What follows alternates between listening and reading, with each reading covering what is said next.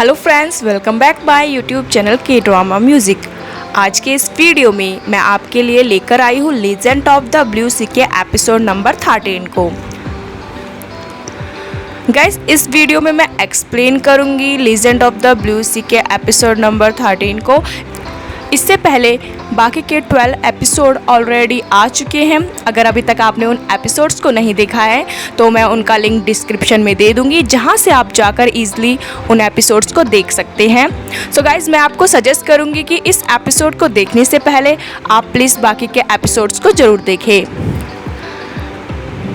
और हाँ, अगर अभी तक आपने मेरे के ड्रामा म्यूज़िक चैनल को सब्सक्राइब नहीं किया है तो प्लीज़ जल्दी से जाएं और इस चैनल को सब्सक्राइब कर लें, ताकि इस चैनल पर आने वाले नए वीडियोस का अपडेट आपको मिलता रहे और आप उन वीडियोस को मिस ना करें। चलिए तो अपना एपिसोड शुरू करते हैं।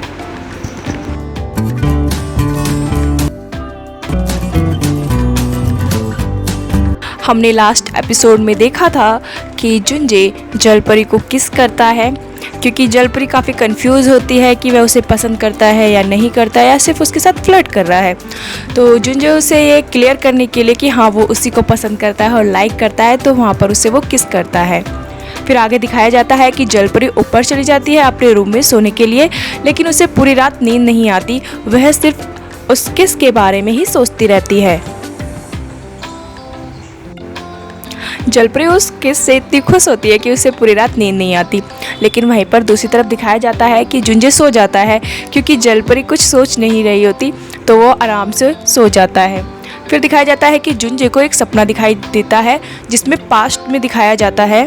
जुंजे को दिखाई देता है कि कुछ लोग मसाले लेकर समुद्र की तरफ जा रहे होते हैं और वहाँ पर वो सरदार होता है और जलपरी भी उसे दिखाई देती है, लेकिन उसे कुछ भी क्लियरली नहीं दिखाई देता।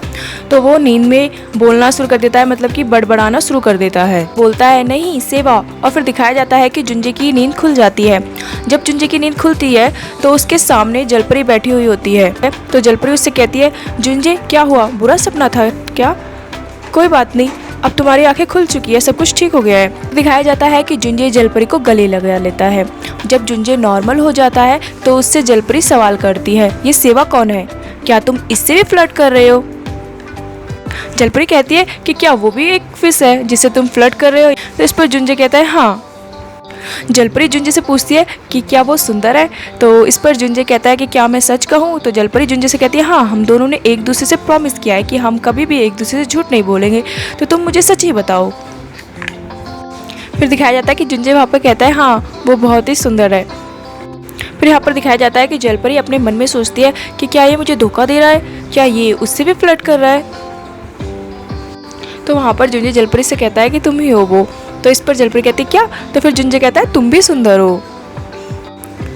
फिर जलपरी कहती है ओके ठीक है, लेकिन वो फिर से मन में सोचने लग जाती है कि ये लड़की है कौन सेवा, और ये कहाँ रहती है? क्या वो सच में मुझसे ज़्यादा सुंदर है?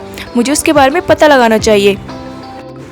फिर बाद में दिखाया जाता है कि जलपरी जुंजे से गुड नाइट बोलकर ऊपर सोने के लिए जा रही होती है। तो जुंजे उससे कहता है नहीं, तुम मत जाओ, यहीं रुक जाओ। जुंजे की ये बात सुनकर जलपरी उससे कहती है, जुंजे क्या तुम ड्रंक हो क्या? क्योंकि जब तुम ड्रंक होते हो तभी तुम इस तरह की बातें करते हो। तो इस पर जलपरी से जुंजे कहता है हाँ, तुम यही सोच लो कि आज मैं ड्रंक हूँ। जुंजे जलपरी से कहता है कि तुम यही सोचो कि आज के दिन मैं ड्रंक हूँ और तुम यहीं पर सो जाओ। फिर दिखाया जाता है कि दोनों जुंजे के बेड पे सो जाते हैं। तो वहाँ पर जुंजे जलपरी से कहता है कि अगर तुम मेरे साथ ऐसे ही डेली सोओगी तो मुझे डरावनी सपने नहीं आएंगे। तो इस पर जलपरी मन में सोचना शुरू कर देती है, आई विश कि तुम्हें डेली डरावने सपने आए, जिससे कि मैं हमेशा हर रोज़ तुम्हारे साथ ऐसे ही सो पाऊँ। ऑब्वियसली ये सारी बातें जुंजे सुन रहा होता है, क्योंकि वह जलपरी की मन की बातों को सुन पाता है। फिर दिखाया जाता है कि जुंजे सिर्फ मुस्कुराता रहता है और वह कुछ नहीं कहता है। फिर आगे दिखाया जाता है कि जुंजे सो जाता है, लेकिन जलपरी नहीं सो पाती है, क्योंकि वह इन सारी बातों से और इस जुंजे के साथ सोने से काफ़ी ज़्यादा खुश होती है। तो उसे बिल्कुल भी नींद नहीं आती, क्योंकि जुंजे सो चुका होता है। तो फिर दिखाया जाता है कि जलपरी वहाँ से उठ के बाहर आ जाती है बालकनी में, और वहाँ पर वो काफ़ी खुश और खुशी से झूम उठती है कि वाह, जुंजे भी मुझे पसंद करता है, मुझे लाइक करता है, वो भी मुझे प्यार करता है मेरे ही तरह। और वो कहती है मेरा दिल तो बहुत ज़ोरों से धड़क रहा है। फिर आगे दिखाया जाता है कि वो कहती रहती है कि मेरी एनर्जी तो बहुत हाई है अभी, मैं क्या करूँ, मुझे कुछ भी समझ में नहीं आ रहा और जुंजे जुंजे भी मुझे पसंद करता है। इस तरह से दिखाया जाता है कि जलपरी काफ़ी खुश होती है। फिर अगले सीन में दिखाया जाता है कि जुंजी की सौतेली माँ वकील से विल को डिस्कस कर रही होती है। वहाँ पर वही वकील होता है जो कि जुंजे के फादर के साथ विल डिस्कस कर रहा होता है। वहाँ पर जुंजे की सौतेली माँ वकील को इंस्ट्रक्शन दे रही होती है कि तुम्हें विल में चेंजेस करने होंगे। विल इस तरह से बनाओ कि सारी प्रॉपर्टी और जायदाद मेरे और मेरे बेटे चुन के नाम हो जाए। तो इस बात पर वकील उससे कहता है कि हमें कुछ ना कुछ तो जुंजे के नाम भी करना होगा ताकि फिर हमें लीगली प्रोसेस में आगे कोई परेशानी ना हो। तो इस पर जुंजे की सौतेली माँ कहती है कि उसकी तुम टेंशन मत लो, वह सब कुछ मैं संभाल लूँगी। और वह आगे वकील से कहती है कि तुम्हें तुम्हारे पैसे मिल रहे हैं ना, तो तुम वही करो जो मैं कह रही हूँ। फिर आगे दिखाया जाता है कि जुंजे की असली माँ जब हॉस्पिटल से घर वापस आ जाती है तो वहाँ पर दिखाया जाता है कि वो काफ़ी टेंशन में और दुखी होती है। तो वो वहाँ पर रात को बैठकर ड्रिंक कर रही होती है। तभी दिखाया जाता है कि चाचे की भाभी उनके रूम में आ जाती है, उन्हें कुछ चाहिए होता है। तो फिर वो जब देखती है कि वो मेड ड्रिंक कर रही होती है तो वो उसे कहती है कि तुम इतनी रात को ड्रिंक कर रही हो। फिर दिखाया जाता है कि चाचे की भाभी सामान लेने खुद ही किचन की तरफ चली जाती है। फिर पीछे से वो मेड यानी कि जुंजे की असली माँ भी किचन में पहुँच जाती है और जो सामान चासिया की भाभी को चाहिए होता है उसे वो दे देती है। तो वहाँ पर दिखाया जाता है कि चासिया की भाभी जुंजे की माँ से सवाल करती है कि आज आप इतनी रात को ऐसे ड्रिंक कर रही थी, सब कुछ ठीक है ना, क्या कोई परेशानी है। तो इस पर जुंजे की माँ चासिया की भाभी से कहती है कि इतने सालों बाद किसी ने मुझसे आज पहली बार पूछा है कि मैं ठीक हूँ या नहीं। तो इस पर जुंजे की माँ चासिया की भाभी को बताती है कि आज जब मैं हॉस्पिटल गई थी तो वहाँ पर मैंने अपने एक्स हस्बैंड को देखा था। जुंजी की माँ आगे कहती है कि वो ठीक से मुझे देख भी नहीं रहे थे, वो ऐसे देख रहे थे कि जैसे कि वो किसी स्ट्रेंजर को देख रहे हो। वो कहती है कि उनकी जो नज़रें थी वो अजनबी जैसी थी और वहाँ पर उनकी दूसरी वाइफ भी थी। तो दिखाया जाता है कि ये सब कहते हुए जुंजी की माँ काफ़ी अपसेट हो रही होती है। फिर दिखाया जाता है कि वहाँ पर चाचा की भाभी को भी ये सब सुनकर काफ़ी बुरा लगता है। तो वो जुंजी की माँ से कहती है कि ऐसे टाइम में आपको सोजू नहीं पीनी चाहिए, आपको वाइन पीनी चाहिए। तो वहाँ पर दिखाया जाता है कि चासिया की भाभी उन्हें वाइन ऑफ़र करती है और कहती है चलिए अब हम दोनों साथ में मिलकर पियेंगे। तो वहाँ पर दिखाया जाता है कि चासिया भी अपनी बातें मतलब जुंजे की माँ से डिस्कस करने लग जाती है। वो कहती है कि जिस औरत के साथ मैं डील कर रही है ना वो बहुत ही बेकार है। एक्चुअली क्या है ना कि कल मैंने उसके साथ लंच पे गई थी तो मैंने वहाँ पे ड्रिंक कर लिया था और मुझे फिर नशा हो गया तो मैंने उसे कुछ बुरा भला बोल दिया था। फिर वो कहते हैं बुरा भला क्या, मैंने तो उसे सच्ची बोला था। फिर दिखाया जाता है कि आगे चाचा की भाभी जुंजे की माँ से कहती है कि वो औरत इतना एटीट्यूड और इतना भाव खा रही है कि मैंने उसके पैर पकड़कर भी उससे माफ़ी मांगी लेकिन फिर भी वो कि कुछ सुनने को तैयार ही नहीं है, ना ही वो हमारे इन्वेस्टमेंट को लेकर कुछ करने को तैयार है। आगे चासिया की भाभी कहती है कि जिसके घर तुमसे बनवा के मैं इतनी सारी डिशेस जो भेज रही थी उसके घर पर वही औरत वो हमारा खाना तो खा रही है लेकिन फिर भी इतना इग्नोर कर रही है मुझे। ये बात सुनकर जुंजे की माँ उससे पूछती है कि आपने उस औरत के पैर पकड़ के माफ़ी मांगी। तो इस पर चाची की भाभी कहती है और नहीं तो क्या, मैंने ये सब कुछ किया लेकिन फिर भी वो औरत काफ़ी ज़्यादा भाव खा रही है। यहाँ तक कि वो औरत काफ़ी चालबाज है, उसने अपनी ही फ्रेंड के हस्बैंड को फंसा लिया और उससे शादी कर ली। आगे चाचे की भाभी कहती है कि वो जो उसकी फर्स्ट वाइफ होती है जिससे कि वो औरत शादी करती है मतलब तो उसको तो पता नहीं कहाँ पे ऐसे एकदम गायब कर दिया, भगा दिया, उसे तो कुछ पैसे भी नहीं मिले और अब उसके बारे में किसी को कुछ भी नहीं पता है। ये सारी बातें सुनकर मेड यानी कि जुंजे की माँ को कुछ शक सा होता है। तो वहाँ पर दिखाया जाता है कि जुंजे की माँ चाचा की भाभी से सवाल करती है कि तुम किन के बारे में बात कर रही हो, क्या सरनेम है उनका। तो इस पर चाचा की भाभी कहती है कि शायद तुम्हें पता ना हो, वह काफ़ी अमीर और नामचीन इंसान है, वह रियल एस्टेट के किंग है। चाचा की भाभी आगे कहती है कि बताया जाता है कि गंगनम में 4 में से एक बिल्डिंग तो उनकी है। और चाचा की भाभी कहती है कि उनका नाम ही उलजुंग है, यह उनकी सेकंड वाइफ है जिनके बारे में मैं तुमसे बात कर रही हूँ। तो वो कहती है कि तुम्हारे हाथ की जो साइड डिशेज थी वो उनको मैं उन्हीं के घर पे तो भेजती थी। ये सारी बातें सुनकर एकदम मेड यानी कि जुंजे की माँ सोचती है क्या मेरे हाथों का खाना उनके घर पर जाता था। वो कहती कि ये दुनिया कितनी छोटी है ना, ये कितनी गोल है। तो चासिया उसकी बात पर कहती है हाँ दुनिया बहुत छोटी है और बहुत गोल है। वो कहती है अगर वो उसने मेरा काम नहीं किया ना तो देखना मैं उसके बारे में सारे में रूमर्स फैला दूंगी और फिर सभी लोग मेरी रूमर्स पर बिलीव करके उसकी धज्जियाँ उड़ा देंगे, उसकी इज्जत को, उसकी रेपुटेशन को मैं एकदम ख़राब कर दूंगी। फिर अगले सीन में दिखाया जाता है कि जुंजे के फादर वकील के साथ बैठे हुए होते हैं। तो वहाँ पर वकील उनसे कहता है कि मैंने सारी विल तैयार कर दी है, आपको बस इस पर स्टैम्प और सिग्नेचर करने हैं। तो इस पर जुंजे के फादर उससे कहते हैं कि तुमने सही से बनाया है ना विल को, क्योंकि मैं इसे पढ़ नहीं सकता, मैं अच्छे से देख नहीं पा रहा हूँ। तो इस पर वकील कहता है हाँ, जिस तरह से आपने विल तैयार करने को कहा है मैंने उसी तरह से विल को तैयार किया है, आप बेझिझक बिना टेंशन लिए इस पर स्टैम्प कर लगा दीजिए।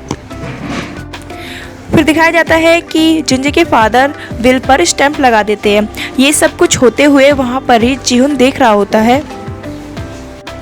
फिर वहीं जुंजे के घर में दिखाया जाता है कि जब नामदो सुबह उठकर आता है तो वो देखता है कि जल परी जो भी फर्नीचर होता है वो सब कुछ एक तरफ साइड में कर देती है। तो नामदो से कहता है अरे ये तुमने कब किया और तुम ये सब अकेले क्यों कर रही हो। तो इस पर जलपरी से कहते हैं वो क्या है ना कि मुझे कल रात से नींद नहीं आ रही थी तो मैंने सोचा क्यों ना कुछ काम किया जाए।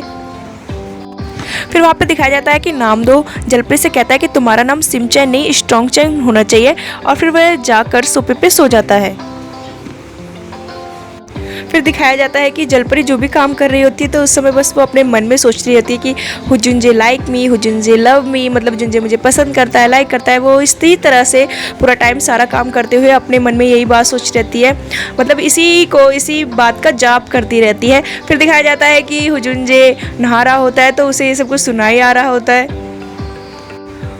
हुजुंजे को ये सब कुछ सुनाई देता रहता है, वो कपड़े वगैरह चेंज करता है तब भी उसे ये सब कुछ सुनाई देता है। तो हुजुंजे वहाँ पे सोचने लग जाता है कि थैंक गॉड ये सब कुछ बस मैं ही सुन रहा हूँ। फिर दिखाया जाता है कि हुजुंजे अपनी ड्रेस वगैरह चेंज करके बाहर आता है तो वो देखता है कि जलपरी तब भी अपने मन में यही सोचती रहती है कि हुजुंजे लाइक मी, हुजुंजे लव मी। तो वो एकदम अपने मन में सोचता है अरे यार बस करो, कितना सोचोगी, कितना और खुश होगी इस बात पर। फिर वहाँ पर दिखाया जाता है कि जलपरी हुजुंजे के पास आती है और उससे पूछती है हुजुंजे हम लोग कब शिफ्ट कर रहे हैं यहाँ से। तो उस पर हुजुंजे कहता है कि अभी बहुत समय है, अभी पूरा 1.5 साल बाकी है, हम लोग आराम से शिफ्ट कर लेंगे। तो इस पर जलपरी कहती है ओह मुझे लगा था शिफ्ट करना है तो सोचा थोड़ा बहुत शिफ्ट कर देते क्योंकि मेरी हेल्थ और मेरी सेहत काफ़ी अच्छी है। फिर वहाँ पर दिखाया जाता है कि हुजुंजे जलपरी से पूछता है कि अच्छा चलो ये बताओ कि तुम ब्रेकफास्ट में क्या खाओगी।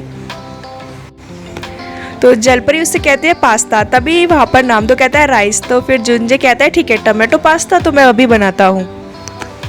फिर तभी जुंजे कहता है कि अरे हमारे पास पूरे इंग्रेडिएंट्स नहीं है पास्ता बनाने के लिए। तो फिर वहाँ पर जलपरी कहते हैं अच्छा ठीक है मैं अभी मार्केट जाती हूँ और मैं लेके आती हूँ। फिर दिखाया जाता है कि घर पे जुंजे पास्ता बनाने की तैयारी कर रहा होता है और जलपरी मार्केट में सामान खरीदने आई हुई होती है, वो काफ़ी खुश होती है। जलपरी पूरे रास्ते काफ़ी खुश और मतलब कि इंजॉय करते हुए जाती रहती है। तो तभी जलपरी देखती है कि एक बूढ़ी औरत ओल्ड लेडी काफ़ी सारा हैवी सामान लेके जा रही होती है। तो फिर जलपरी उनके पास जाती है और उनकी हेल्प करती है। इसी तरह से आगे दिखाया जाता है कि जलपरी एक प्रेग्नेंट लेडी की भी हेल्प करती है वहाँ पर कचरा डालने में। फिर एक जगह दिखाया जाता है कि एम्बुलेंस फंसी हुई होती है तो जलपरी वहाँ पर उस एम्बुलेंस को निकालने में मदद करती है।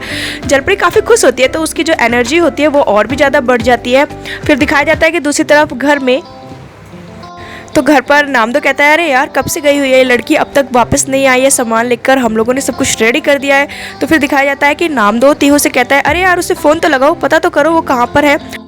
जैसे ही तीहो जलपरी को फ़ोन मिलाने वाला होता है तभी जुंजे को सुनाई देना शुरू हो जाता है कि जुंजे लाइक्स मी, जुंजे लव्स मी। इस तरह से उसे सुनाई देने लग जाता है कि जलपरी आसपास ही हो गई है और उसके मन में उसी के लिए थॉट्स चल रहे हैं।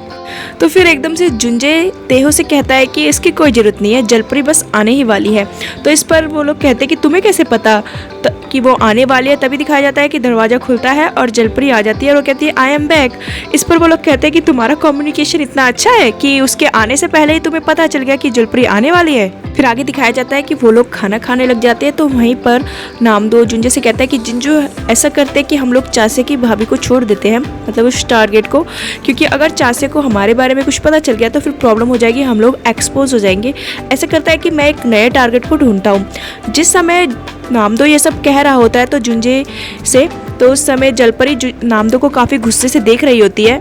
तो जब नामदो देखता है कि जलपरी ऐसे गुस्से से देख रही होती है तो वो उसे कहता है अरे यार इतना ज़्यादा मत सोचो, ये काफ़ी लोगों को पहले फंसा चुका है, ये ऐसे ठगी कर चुका है, लोगों को धोखा दे चुका है। तो इस पर फिर जुंजे कहता है कि नहीं मैं अब ये काम नहीं करूँगा।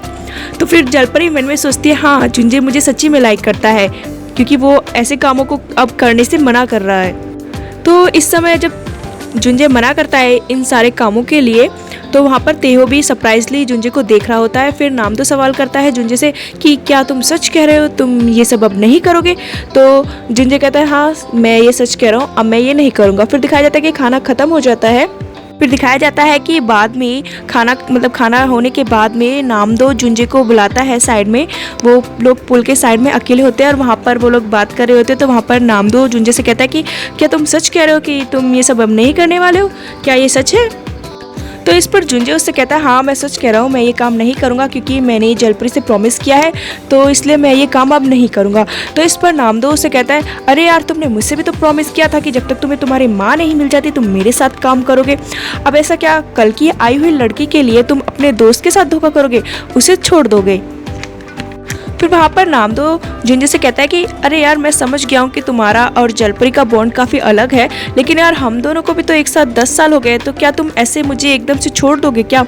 इस पर जुंजे नामदो से कहता है कि नामदो ये बात अलग है। फिर आगे दिखाया जाता है कि नामदो उससे कहता है जुंजे से कि यार ऐसे कैसे कर सकते हो तुम। चलो ठीक, नामदो कहता है क्या अलग बात है यार, तुम ऐसे कैसे कर सकते हो। चलो ठीक है मेरा छोड़ो, मैं तो फिर भी ठीक हूँ। तेहो के बारे में तो सोचो तुम, है कि तेहो तो जापान में अच्छे से अपनी लाइफ जी रहा था ना, तुम ही उसे यहाँ पर कोरिया में लेके आए हो ऐसे बोल के कि कोरिया में नेट काफ़ी ज़्यादा फास्ट है। और नामदो कहता है कि तुम उस छोटे बच्चों के बारे में तो कुछ सोचो। तो इस पर वहाँ पर जुंजे नामदो से कहता है कि देखो यार मुझे अभी तेहो के साथ मादया की वो जो टैक्सी है उसे देखने जाना है। नामदो से कहता है कि क्या कर रहे हो तुम, पुलिस को तुमने अपने घर का एड्रेस दे दिया है, पुलिस के साथ मिलके तुम केस सॉल्व कर रहे हो, क्या तुम लोग बेस्ट फ्रेंड बन गए हो क्या। नामदो कहता है कि जुंजे तुम्हें कुछ समझ में नहीं आ रहा है कि तुम क्या कर रहे हो। तभी दिखाया जाता है कि जुंजे के पास पुलिस का कॉल आ जाता है, तो वह वहाँ से झट से निकल जाता है। फिर दिखाया जाता है कि जुंजे के जाने के बाद नामदो काफ़ी टेंशन में दिखाया जाता है। फिर वहीं पर दिखाया जाता है कि जहाँ पर पुलिस को वो टैक्सी मिलती है तो उसमें उन्हें कुछ भी नहीं मिलता है, ना ही कोई फिंगरप्रिंट मिलते हैं, ना ही कोई ब्लैक बॉक्स मिलता है। तो वहाँ पर जब जुंजे होता है तो जुंजे कहता है कि उस हॉस्पिटल में ज़रूर कुछ ना कुछ मिलेगा। तो वहाँ पर फिर एक पुलिस वाला कहता है हाँ हम लोगों ने हॉस्पिटल में चेक किया, तो जिस रूम में उसने उस लड़की को रखा था वहाँ पर एक पानी से भरा हुआ बैरल यानी कि एक टैंक था, पता नहीं वो पानी से वहाँ पर क्या कर रहा था। तभी दूसरा पुलिस वाला कहता है कि हमें कार में ये, तो वहाँ पर एक पुलिस वाले को पिंक ऑक्टोपस मिलता है, तो वो दिखाता है कि हमें कार में ये मिला है। तो इस पर जुंजे कहता है हाँ पक्का ये वही कार है जिससे उसने सिमचन को किडनैप किया होगा। तो फिर आगे जुंजे उन सब से कहता है कि आप लोग आसपास चेक कीजिए, कोई ना कोई इंजेक्शन वगैरह ज़रूर कुछ ना कुछ मिलेगा जिससे कि उसने सिमचन को बेहोश किया होगा। इस पर वह पुलिस वाला उससे कहता है कि क्या आप पुलिस है। तो इस पर जुंजे कहता है नहीं। फिर दिखाया जाता है कि पुलिस उसको घर पर छोड़ने के लिए जा रही होती है। फिर वहीं अगले सीन में दिखाया जाता है कि चाचा की भाभी के घर में वो मेड यानी कि जुंजे की माँ चाचा की भाभी से कह रही होती है कि वो नौकरी छोड़ने वाली है। इस पर चाचा की भाभी कहती है अरे यार एकदम से तुम ऐसे कैसे नौकरी छोड़ रही हो, क्या हुआ है। अब मैं तुम्हारी पर्सनैलिटी के साथ एडजस्ट कर रही हूँ ना, अब मैं तुम्हें समझने लगी हूँ, तो तुम्हें ऐसे नौकरी छोड़ने की ज़रूरत नहीं है। पर चाचा की भाभी कहती है एकदम से अचानक से आप नौकरी छोड़ने के लिए क्यों बोल रही है। तो इस पर जुंजे की माँ कहती है कि मेरा कोई पर्सनल रीजन है जिसकी वजह से मैं नौकरी छोड़ना चाहती हूँ। तो इस पर चाचा की भाभी कहती है ठीक है, लेकिन जब तक कोई और नौकरानी मतलब आने वाली कोई और नौकरानी नहीं मिल जाती है तब तक तो आप प्लीज़ रुक जाइए। तो इस पर जुंजे की माँ कहती है ठीक है मैं तब तक रुक जाती हूँ। फिर दिखाया जाता है कि चासिया एकदम उनसे कहती है कि अच्छा ठीक है अभी आप नौकरी नहीं छोड़ रही है ना, तो आप एक काम कीजिए, आप बाज़ार जाइए और वहाँ से सब्जियाँ खरीदिए और फिर मैं आपको एक एड्रेस देती हूँ, आपको ये सारा सामान लेकर वहाँ पर जाना है। तो जुंजे की माँ कहती है ठीक है। फिर आगे दिखाया जाता है कि जुंजे की माँ बाज़ार जाती है और वहाँ पर जो भी सामान खरीदना होता है वो खरीद कर आ रही होती है। फिर वहाँ पर दिखाया जाता है कि जब वो जुंजे की माँ सामान लेकर घर वापस आ रही होती है तो तभी पीछे से एक चोर आ जाता है और उनका पर्स छीनकर भाग जाता है। तो वो वहाँ पर चिल्लाने लग जाती है, जिससे कि वहाँ पर जलपरी होती है तो वो फटाफट से भागती है उस चोर के पीछे और उसे पकड़ती है और उसे काफ़ी ज़्यादा मारती है और उस पर्स को वापस लेकर जुंजे की माँ के पास आ जाती है। तो जब जलपरी वो पर्स जुंजे की माँ को वापस देती है तो उस पर जुंजे की माँ उसको थैंक यू बोलती है। तो इस पर जलपरी कहती है कोई बात नहीं। फिर वो वहाँ पर दिखाया जाता है कि जलपरी उन्हें बाय बोलकर चली जाती है। फिर आगे दिखाया जाता है कि जहाँ पर चासिया उस मेड यानी कि जुंजे की माँ को बुलाती है तो वो वहाँ पर वेट कर रही होती है। तो वो 10 मिनट आने में लेट हो जाती है। तो वहाँ पर वो कहते हैं कि आप 10 मिनट लेट आइए, चलिए ठीक है जल्दी करिए अंदर चलते हैं। तो जब चासिया उस मेड यानी कि जुंजे की माँ को उस घर में लेके जा रही होती है वो किसी और का घर नहीं होता, वह बल्कि जुंजी का ही घर होता है। तो वो वहाँ पर इंट्रोड्यूस करती है कि ये मेरे बॉयफ्रेंड का घर है, तो तुम्हें उसी के लिए आज खाना बनाना है। फिर दिखाया जाता है कि वह दोनों अंदर जाते हैं। जब वो अंदर जाते हैं तो वहाँ पर उसे जलपरी मिलती है मेड को। तो वो उससे देखकर कहती है अरे वाह, तुम यहाँ पर रहती हो? तो वो कहती है हाँ, मैं यहाँ पर रहती हूँ। तो फिर चासिया सवाल करती है कि क्या आप दोनों एक दूसरे को जानते हो? इस सवाल पर वो मेड उससे कहती है चाचा कि हाँ, मुझे 10 मिनट इसलिए लेट हो गया था क्योंकि रास्ते में किसी ने मेरा पर्स चुरा लिया था और इसी लड़की ने उस चोर से मेरे पर्स को वापस लाके मुझे दिया था। तो इस पर चासिया कहती है ओह अच्छा ठीक है। चासिया फिर उस मेड यानी कि जुंजी की माँ से कहती है ठीक है आप जाइए और खाना बनाइए। फिर दिखाया जाता है कि चासिया जुंजी के रूम में जाती है और वहाँ पर जाकर वो जो दामरोंग्स के रिलेटेड फाइल्स वगैरह होते हैं वो उसके टेबल पे रख देती है। जब चासिया वहाँ से वापस आ रही होती है तभी उसका ध्यान एक फ़ोटो फ्रेम पर जाता है जिसमें जुंजे का बचपन का फ़ोटो होता है उसकी माँ के साथ। तो चासी को एकदम मतलब माइंड में आता है कि ये फ़ोटो फ्रेम उसने पहले भी कहीं पे देखा है। तो फिर चासी को याद आता है कि ये फ़ोटो फ्रेम उसने अपनी मेड के रूम में भी देखा था। उसी फ़ोटो फ्रेम में भी ऐसे छोटा बच्चा और ये लेडीज़ का फ़ोटो होता है। तो एकदम चासिया सोचने लग जाती है कहीं ऐसा तो नहीं है कि ये मेड ही जुंजी की माँ है। फिर उसे याद आता है कि किस तरह से नामदो ने चासिया को बताया था कि जब जुंजे 10 साल का था तो उसकी माँ उसे छोड़ के चली गई थी और जब से ही जुंजे लगातार अपनी माँ को ढूंढ रहा है लेकिन अभी तक उसे अपनी माँ नहीं मिली है। फिर दिखाया जाता है कि चासिया सोचने लग जाती है कहीं ऐसा तो नहीं है कि यही जुंजी की माँ है। तो वो ऐसे रूम के खिड़की से देखने लग जाती है तो वो देखती है कि किचन में वो मेड यानी कि जुंजी की माँ और सिमचेन यानी कि जलपरी दोनों की बॉन्डिंग काफ़ी अच्छी होती है। वो दोनों ही साथ में मिलकर कुकिंग कर रहे होते हैं और वहाँ पर जुंजी की माँ उसे खाना खिला रही होती है। तभी चासिया सोचते हैं कि इससे पहले कि जुंजी यहाँ पर आए मुझे यहाँ से निकलना होगा। तो वो बाहर जाती है और मेड से कहती है चलिए हमें यहाँ से जाना है तो फटाफट आप मेरे साथ चलिए। तो वहाँ पर दिखाया जाता है कि जब वो चासिया कहती है मेड से जाने के लिए तो मेड कहती है अभी मैं तुम्हारे बॉयफ्रेंड से तो मिली भी नहीं हूँ। तो एकदम से वहाँ पर जलपरी कहती है कौन बॉयफ्रेंड, किसका बॉयफ्रेंड? तो एकदम से वो उस जुंजे का नाम लेने ही वाली होती है कि तभी चासिया उसके मुंह को बंद कर देती है जिससे कि वो नाम नहीं ले पाती और वो जुंजे की माँ उसे के नाम को सुन नहीं पाती। फिर दिखाया जाता है कि चासिया जल्दी से मेड को लेकर वहाँ से निकल जाती है। जब वो घर से बाहर आ जाती है तो वो देखती है कि जुंजे आ रहा होता है तो वो फटाफट से अपनी मेड को कार में ले जा के बैठा देती है और कहती है चलो हम यहाँ से फटाफट से चलते हैं। फिर दिखाया जाता है कि जुंजे घर आ जाता है। वहीं दूसरी तरफ दिखाया जाता है कि जब चासिया मेड को लेकर घर आ जाती है तो चासिया अपनी भाभी से जाती है और पूछना शुरू कर देती है कि भाभी क्या आप जानती हो हमारी जो मेड है उसके बेटे के बारे में? तो इस पर चासिया की भाभी कहती है हाँ, ज़्यादा कुछ तो मुझे नहीं पता है लेकिन हाँ मुझे इतना पता है कि वो काफ़ी सुंदर है और स्मार्ट है और हाँ वो काइस में पढ़ा है। ये सुनते ही एकदम चासिया को याद आता है कि यार जुंजे भी तो काइस में पढ़ा है। फिर आगे दिखाया जाता है कि चासिया मेड के रूम में जाती है और वहाँ पे जो फोटो फ्रेम होता है उसे देखना शुरू कर देती है और जो फोटो वो जुंजी के रूम में देखकर आई थी वो उसका भी फोटो खींचकर अपने फ़ोन में लाई है। तो वो दोनों ही फोटोज़ को कंपेयर करना शुरू कर देती है। फिर उसे पता चल जाता है कि ये दोनों फ़ोटो एक ही है और ये जो मेड है उसके घर में ये और कोई नहीं बल्कि जुंजी की माँ ही है। फिर यहाँ पर दिखाया जाता है कि यह जानकर कि जुंजी की माँ उसके घर में ही रहती है और मेड का काम करती है तो एकदम से चासिया को रिग्रेट फील होता है क्योंकि अब तक चासिया उनके साथ काफ़ी बेकार और बहुत ही ज़्यादा बदतमीजी से बिहेव करती आई थी क्योंकि अब तक वो उनसे काफ़ी बदतमीजी से बात करती थी, बुरा बिहेव करती थी। तो इसकी वजह से चासिया एकदम टेंशन में आ जाती है कि सोचने लग जाती है कि अगर मुझे इसे अपनी मदर इन लॉ यानी कि सासू माँ बनाना है तो अब मुझे इनके मन में और अपने इनके दिल में अपने लिए जगह बनानी होगी और इनके माइंड में अपने लिए एक अच्छा सा इमेज तैयार करना होगा।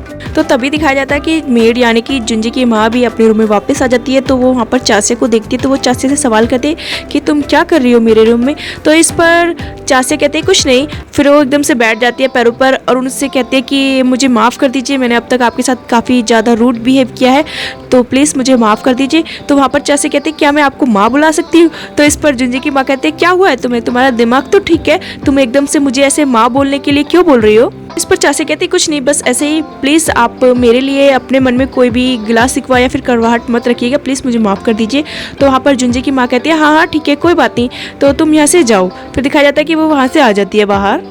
फिर हमें आगे अगले सीन में दिखाया जाता है कि रात के समय पे जुंजे और जलपरी दोनों एक दूसरे से बात कर रहे होते हैं। तो वहाँ पर जुंजे जलपरी से पूछ रहा होता है कि उस समय जिस समय तुम्हें उसने आदमी ने किडनैप किया था, यानी कि मादिया ने, तो उस समय तुम मुझे घर पर आके बता रहे थे ना कि वो तुम्हारे साथ कुछ कर रहा था।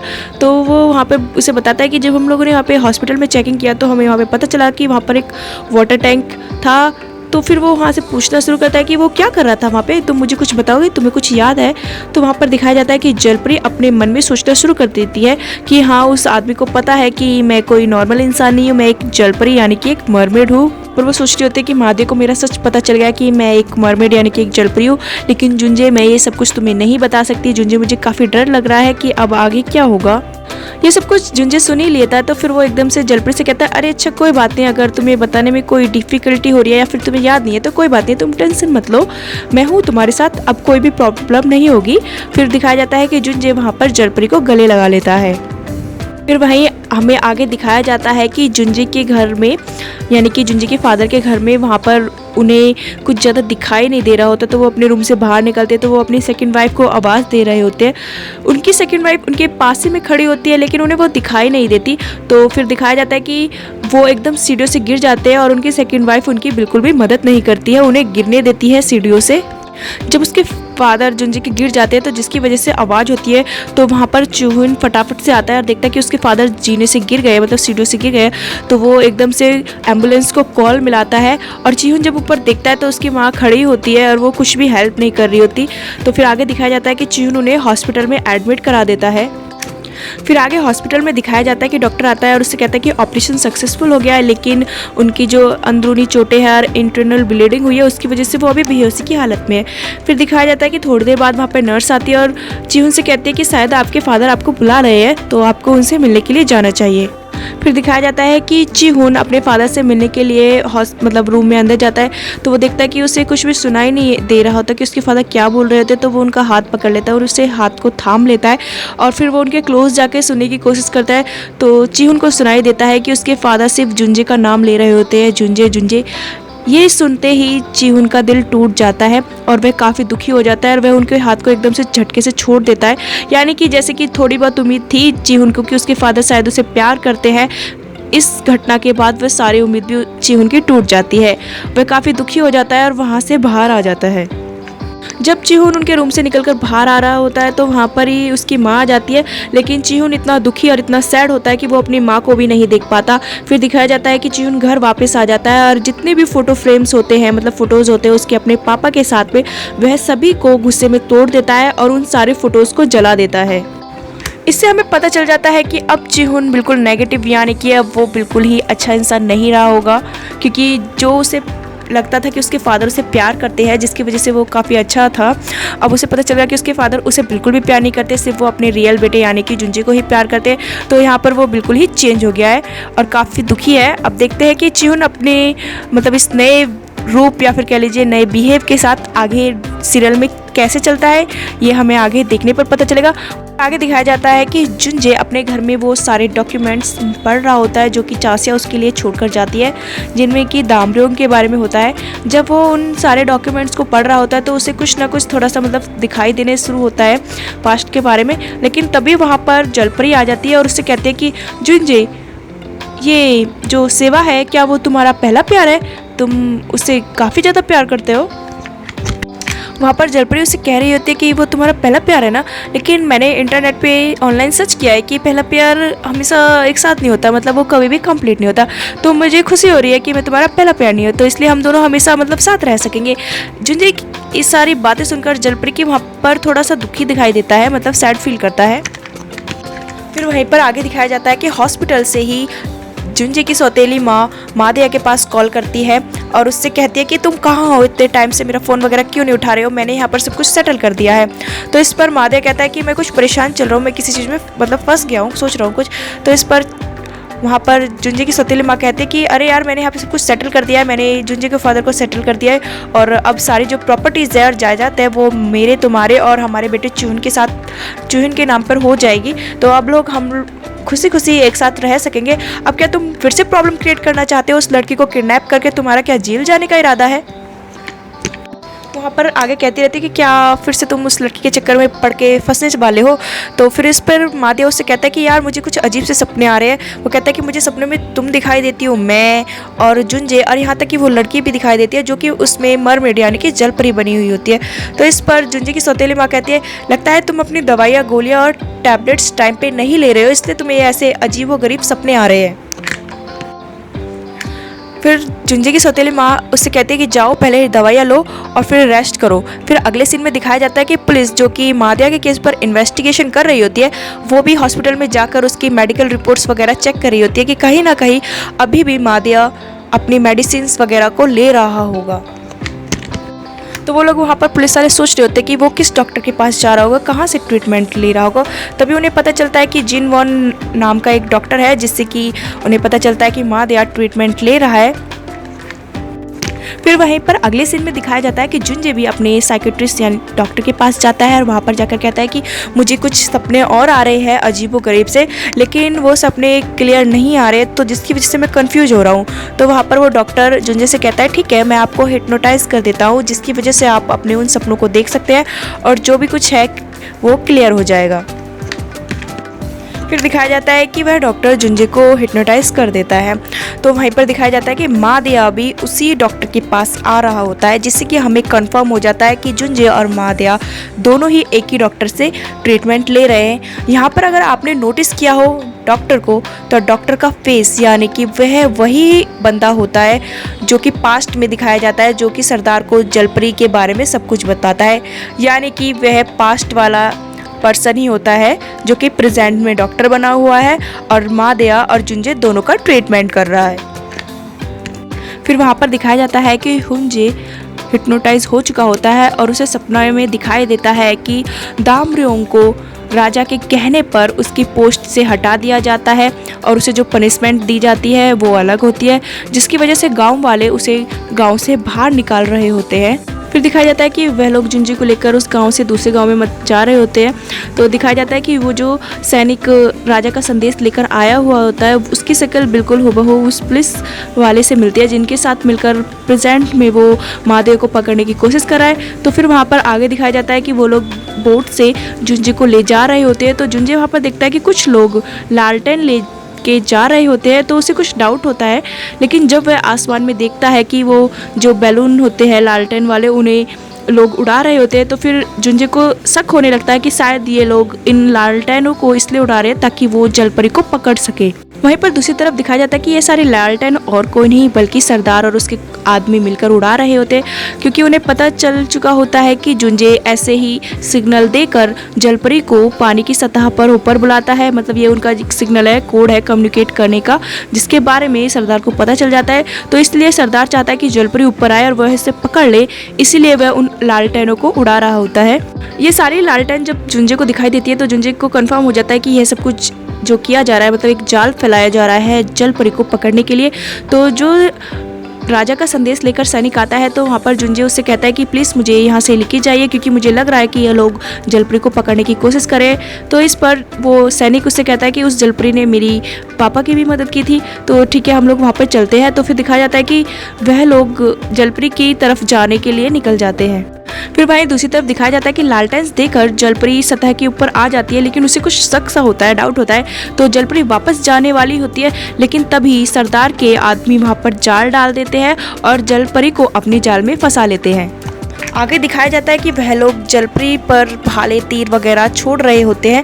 तभी वहाँ पर दामर्योंग पहुँच जाता है। वहाँ पर दामर्योंग की उन लोगों से फाइट भी होती है। फिर आगे दिखाया जाता है कि सरदार एक भाला जलपरी की तरफ फेंकता है, तो जुंजे यानी कि दामर्योंग जो वहाँ पर है वो पानी में कूद जाता है और जलपरी को उस भाले को लगने से बचा लेता है। लेकिन वहाँ पर होता क्या है कि वो भाला जलपरी को तो नहीं लगता है, लेकिन वह भाला वहाँ पर दामर्योंग को लग जाता है। वो भाला दामर्योंग को लग जाता है, जिससे कि दामर्योंग मर जाता है, क्योंकि वो जो भाला होता है उसमें जहर लगा होता है, जिसकी वजह से उसकी जान चली जाती है। फिर हम देखते हैं कि जलपरी को पता चलता है, मतलब उसके वो एकदम ऐसे गले से लगाए हुए होते, तो उसे दिखता है कि दामर्योंग मर गया है। तो जलपरी भी उस भाले को अपने अंदर मतलब ऐसे कर लेती है पुश करके, और वहाँ पर जलपरी भी मर जाती है। इस तरह से इस सीन में दिखाया जाता है कि जलपरी और दामरोग दोनों ही मर जाते हैं, यानी कि उन दोनों की लव स्टोरी ख़त्म हो जाती है। पास्ट में इस तरह से दामरोग और जलपरी की लव स्टोरी ख़त्म होती है। तो यहाँ पर ही ये एंड हो जाता है हमारे 13 एपिसोड का।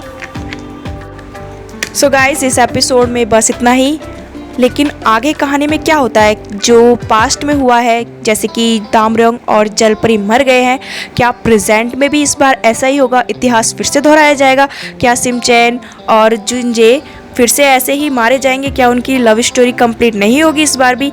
ये जानने के लिए आपको हमारे साथ यानी कि हमारे के ड्रामा म्यूजिक चैनल के साथ जुड़े रहना होगा, ताकि इस चैनल पर जब अगला एपिसोड यानी कि अगला वीडियो आए तो आप उसे देख सकें।